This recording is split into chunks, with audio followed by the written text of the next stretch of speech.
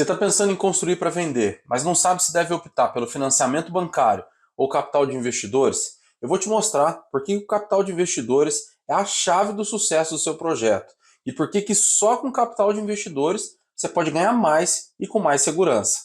Bora pro vídeo. Bom, nós temos alguns formatos de financiamento bancário para poder financiar os nossos projetos, né?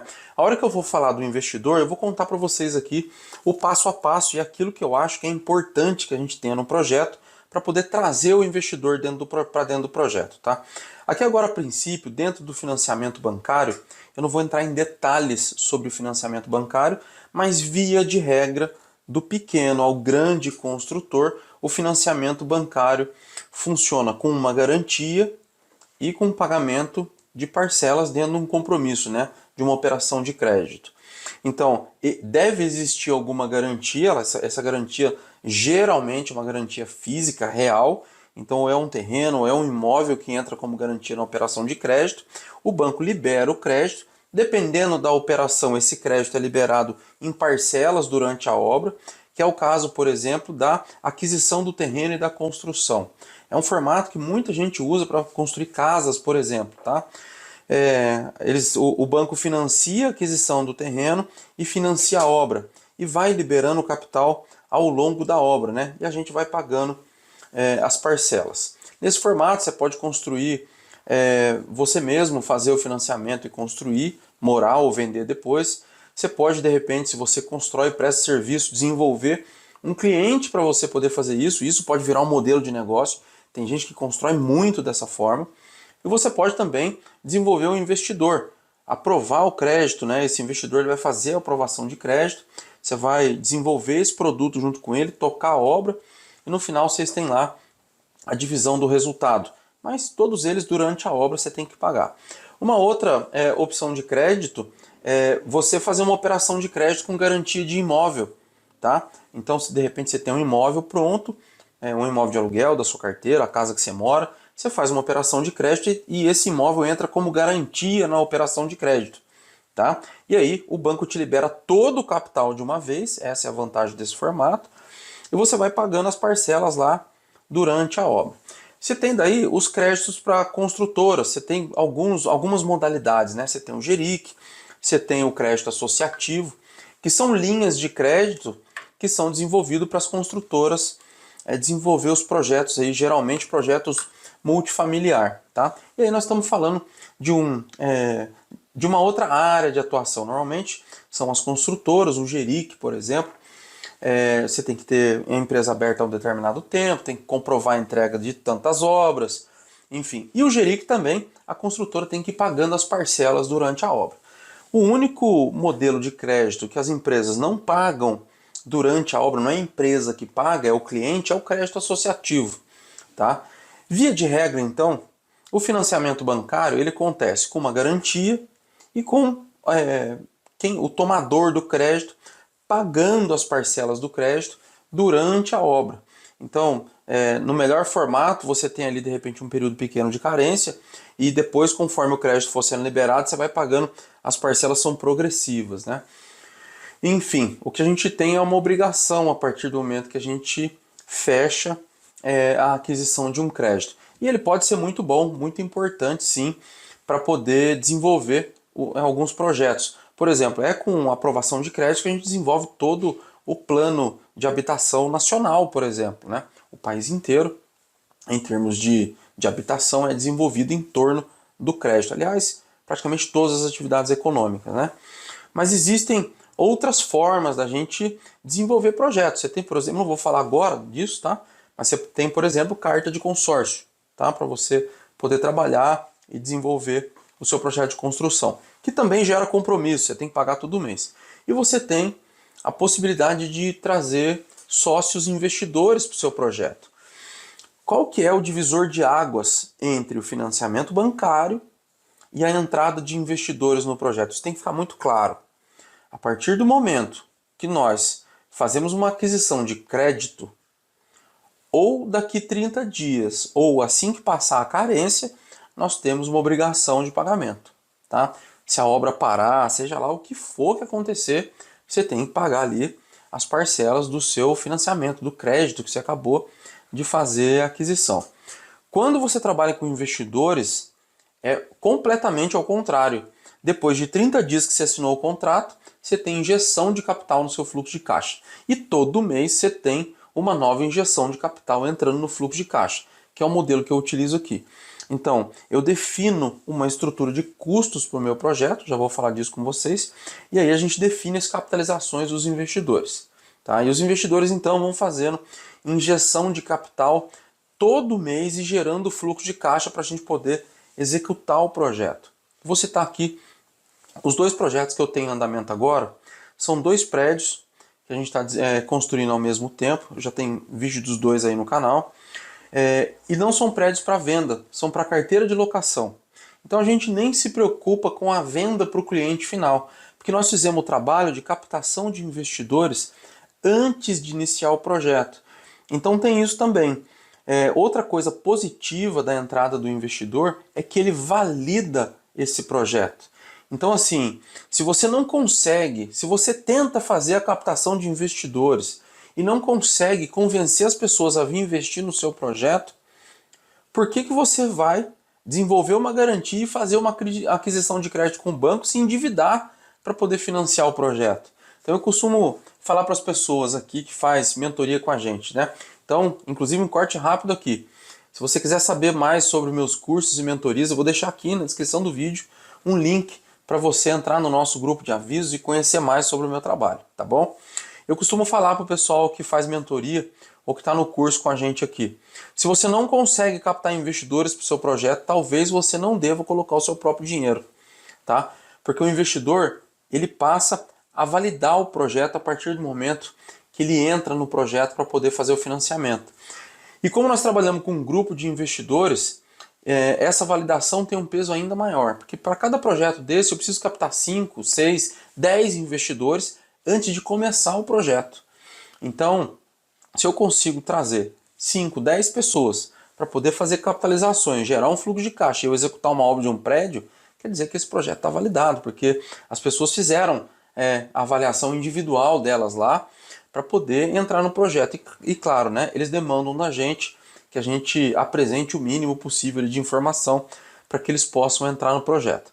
Então essa é a diferença básica entre um e outro. No banco você tem uma obrigação a partir do momento que você contrata, e com relação ao investidor a gente tem injeção de capital todo mês. Em vez de tirar capital do caixa, a gente tem injeção de capital todo mês para poder formar fluxo de caixa. Agora eu vou falar para vocês como que é o desenvolvimento desse plano para poder trazer os investidores para dentro do projeto. Bora lá. Olha só, para a gente poder construir o plano para trazer o investidor, a gente tem que atender os critérios da captação de investimento. Eu já vou falar aqui para vocês quais são os critérios. Depois, atendendo esses critérios da captação de investimento, a gente precisa desenvolver os parâmetros de entrada do investidor, que são números que a gente deve produzir para que os investidores entrem no negócio. E eles estão dentro desses critérios que eu acabei de dizer para vocês. Quais são os critérios? Eu chamo aqui de paixão, vantagem e credibilidade.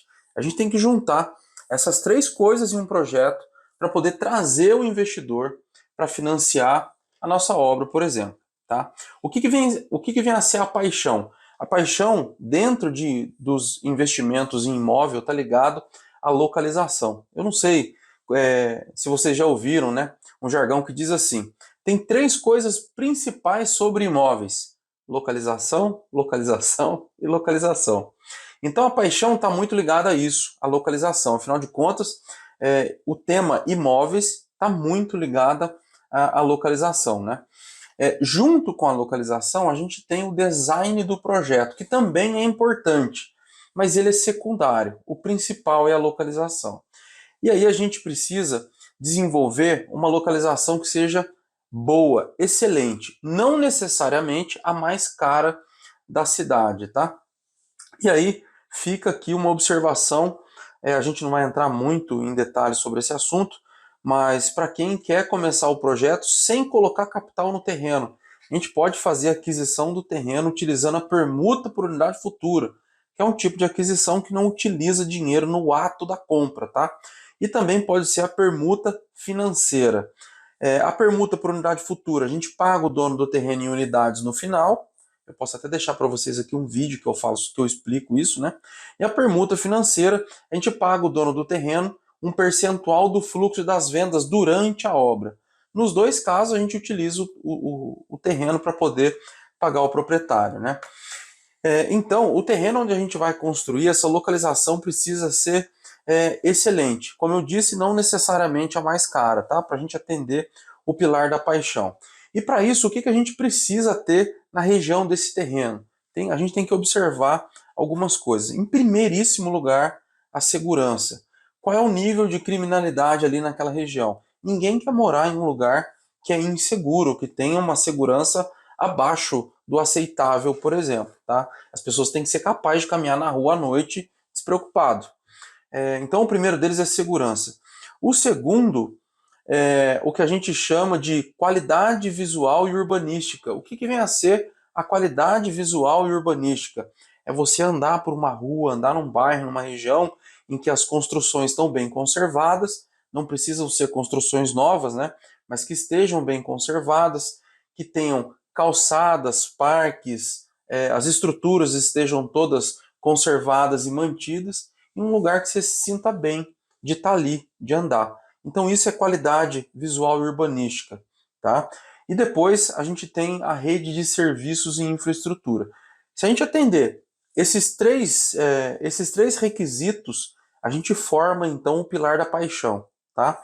O que vem a ser esse último que eu disse de serviços? Então, num raio ali próximo de 500 a 1.000 metros no entorno do terreno, a gente precisa ter ali uma rede de serviços que atenda com escolas, supermercado, padaria, farmácias, de repente shoppings, pontos de ônibus, pode ser metrô, facilidade do transporte com aplicativo, bicicletas, ciclovias, né? Você pode ter posto de saúde, hospital. Então, é uma rede de serviços que atenda aquela região ali. Isso tudo é paixão. Chama a atenção do investidor. Por que nós precisamos de tudo isso para construir o pilar da paixão? Porque a gente precisa chamar a atenção do investidor para que ele escute, né, a vantagem e a credibilidade do projeto. Sem chamar a atenção, o investidor nem vai querer ouvir o que a gente tem para dizer. Então aqui, no pilar da paixão, nós falamos sobre que precisa ter, né, segurança, qualidade visual e urbanística e uma rede de serviços que atenda essa região e que ela não precisa ser a mais cara da cidade, ela tem que ter essas características, tá? Agora a gente vai falar da vantagem. Aqui na vantagem, a vantagem é financeira mesmo, tá? E é aqui dentro do pilar da vantagem que entra os parâmetros que eu expliquei para vocês. Então, se o investidor vai investir em uma unidade, se a gente transformar cada unidade em uma cota do nosso negócio, essa unidade ele tem que acessar o negócio pagando 30% menos se comparado com o valor de mercado. O investidor não pode pagar o valor de mercado, senão ele escolhe qualquer outro no mercado ali naquela região que ele gostou. Tá? Então o investidor tem que ter, no mínimo, 30% de desconto se comparado com o valor de mercado. E esse número, pessoal, é um número mágico. Por quê? Porque 30% de desconto, se o investidor fizer capitalizações durante a obra, essa é uma outra vantagem, tá? A gente faz as capitalizações iguais durante a obra, para a gente criar fluxo de caixa e poder tocar a obra, como eu disse anteriormente, lembra? Então, no banco você tem conta para pagar, com o investidor você tem fluxo de caixa entrando na obra. Então, se você vai fazer uma obra de 20 apartamentos, você vai ter um número X de investidores que vão entrar lá e todo mês eles vão colocar dinheiro para a gente poder construir esse projeto, tá? Então a gente tem como vantagem 30% de desconto se comparado com uma unidade pronta no mercado, no mínimo. O investidor ele vai pagar em vezes durante a obra, tá? Essa é uma outra vantagem. E essas duas coisas combinadas, elas produzem alguns resultados, como por exemplo, no mínimo 25% de retorno sobre o investimento para o investidor, que isso independe do tempo, tá? Quando a gente considera o tempo, né, que são as capitalizações durante a obra, ele tem que produzir no mínimo 1,5% líquido de rentabilidade ao mês para o investidor. Então esses são parâmetros que a gente tem que ir criando para a entrada do investidor no negócio.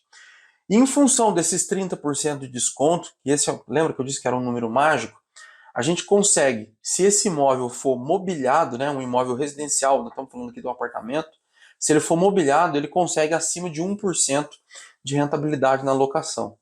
Então, criando esses critérios, esses parâmetros de entrada para o investidor, se a gente conseguir que o nosso projeto se adeque a esses parâmetros, isso tudo junto com a paixão é muito forte. Se você conversar com a pessoa certa, eu tenho aqui, de cada 10 investidores potenciais que eu converso, eu fecho com 7.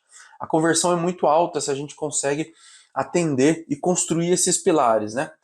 Então, por que o investidor não entraria? Só se nós não tivermos o pilar da credibilidade, que a gente vai falar aqui agora. Então, relembrando, no pilar da paixão, a gente tem principalmente a locação, o projeto é importante, mas é secundário. Em termos de localização, a gente tem segurança em primeiro lugar, qualidade visual e urbanística em segundo e rede de serviços em terceiro. Se a gente atender tudo isso, não precisa ser a região mais cara da cidade para ter paixão, tá? A vantagem é financeira mesmo. Se comparado com uma unidade pronta no mercado, é 30% de desconto. O investidor vai capitalizar em vezes durante a obra para formar fluxo de caixa. O projeto tem que produzir no mínimo 1,5% de rentabilidade líquida para o investidor e ele tem que ter um retorno de 25% sobre o capital investido no mínimo, tá? E aí então o investidor só não entra se não tiver credibilidade. E o que vem a ser credibilidade? E aqui está um ponto importante, tá? Muita gente comenta assim comigo, mas eu não tenho experiência em obra, né? Como que eu vou demonstrar currículo e credibilidade para o investidor entrar no projeto comigo? Você não precisa ter currículo. Quem precisa ter currículo é o seu time de trabalho. E aí eu queria deixar um desafio para você aqui que trabalha com obra, tá? Muito simples.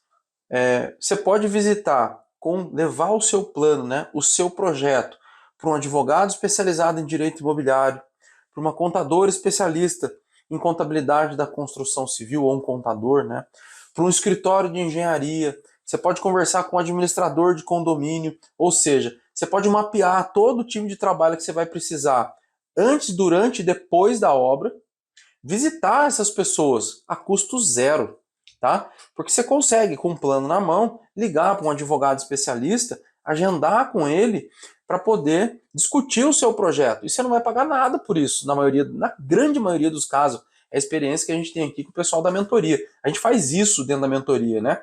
A gente faz com que as pessoas saiam a campo para formar a equipe. Você consegue formar uma equipe sem dinheiro, sem colocar grana. Lógico, no momento que as pessoas começarem a trabalhar, você vai colocar dinheiro, né?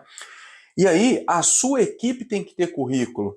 A parte jurídica, o advogado vai cuidar. Da parte contábil, o contador vai cuidar. Da parte de engenharia, o escritório de engenharia. Depois que o condomínio estiver pronto, o administrador de condomínio. Enfim, os profissionais necessários para você desenvolver o seu projeto. E aí, o seu time tendo currículo, você consegue, então, buscar o investidor. Isso aqui é uma parte da credibilidade. E aí você vai explicar para o investidor o seguinte, olha, eu tenho um projeto aqui nessa localização, aquela localização apaixonante que nós conversamos. A gente tem aqui essas vantagens, né, para você poder entrar no projeto. E agora nós vamos falar da credibilidade. E a gente tem um time que vai trabalhar para você também, quando você vier fazer parte do nosso projeto. A gente conduz o nosso projeto aqui para você entrar e financiar o projeto através de uma SPE, de uma sociedade de propósito específico, tá? Quem cuida da parte jurídica da SPE é o advogado fulano de tal. Quem cuida da contabilidade da SPE é o contador fulano de tal. Funciona dessa e dessa forma, né? Então, a gente cria um caminho seguro de entrada de capital para o investidor. Uma das coisas mais importantes de usar uma estrutura jurídica, como uma SPE, por exemplo, é separar o patrimônio do investidor pessoal do que ele está investindo aqui no negócio. Porque o risco dele está limitado às cotas que ele tem na empresa. Então existe um controle de risco muito grande dentro da SPE. O fato dele capitalizar em vezes durante a obra também traz muita segurança, tá?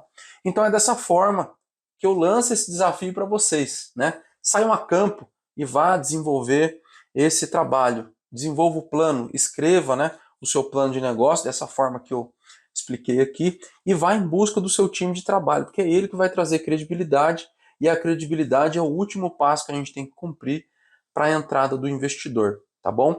Se você quiser conhecer mais sobre o meu trabalho, eu vou deixar aqui na descrição um link para você saber mais sobre as nossas mentorias, cursos. Aqui também tem o link do nosso grupo de avisos, a gente faz live, então estamos com uma programação de live toda semana, e é pelo grupo que a gente te lembra do dia e horário da live, e também é por lá que a gente manda o link para você vir participar com a live com a gente. Se tiver qualquer dúvida, deixa aqui nos comentários, eu procuro responder todo mundo. Se tiver alguma crítica também, pode deixar aqui.